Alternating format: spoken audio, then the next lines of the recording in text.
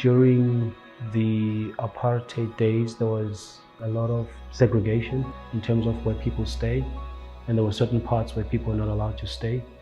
And so townships were places that were created to be able to have black people stay as a group together. So there's a few townships in South Africa that are iconic and very pivotal in our history. It would be Soweto, another township in the south of Joburg. It would be Tembisa. It would also be Mamelodi in terms of the formation of South Africa as a country and some of the events that have happened in our country. You have a lot of political heroes that have paid a price for the freedom in our country that come from Mamelodi.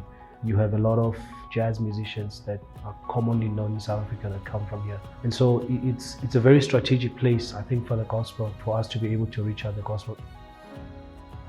I've always been part of the church. Like, I grew up in the church, but I think I was not necessarily exposed to good gospel preaching churches. A lot of the people in South Africa that reside in the township were not necessarily exposed to a lot of gospel-centered churches.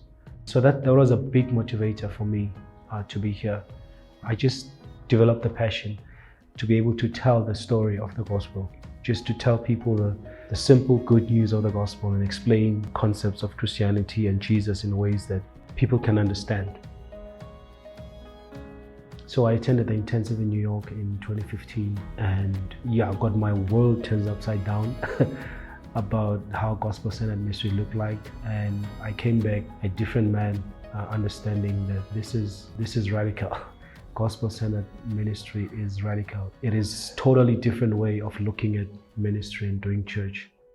The concept of loving your city, I think for me there was a new concept, surprisingly, something that I saw especially at the New York intensive, where they spoke about the city in such loving, in such positive ways of how to look at your city.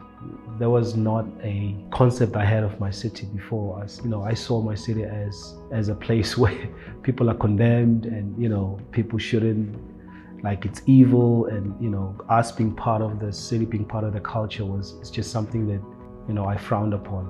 But having been exposed to the gospel-centered ministry, then I began to understand that actually there's a lot to know and to love about your city, especially in our kind of community, where I'm realizing a lot of the stuff we already have as part of our culture, like the community aspect of us living life together. That's actually something to celebrate. We call it Ubuntu in isiZulu, where you're a person because of other people.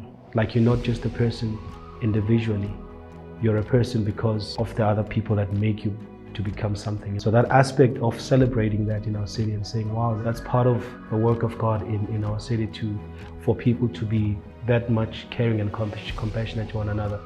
And I asked the question, now how can we be a blessing to the city? What are ways that we can connect to the city, that would make people to be able to encounter Jesus? We just love hanging out in the streets and just talking to people, going to watch soccer matches, hanging out at some spots and eating together. We're really connected in that sense. So that's very exciting. It's very awesome to me to be part of that kind of a community. Having had the privilege to be exposed to how the gospel looks like in other places, I think there's a need here, and there's a big need. I know there's a need everywhere else, but for me, I feel like here is where we can do the greatest impact. Yeah, we do have a very difficult history, but man, there's just so much good to look forward to. There is so much that we have in the gospel and in Christ, that if only people could know Jesus, they would know that there is hope.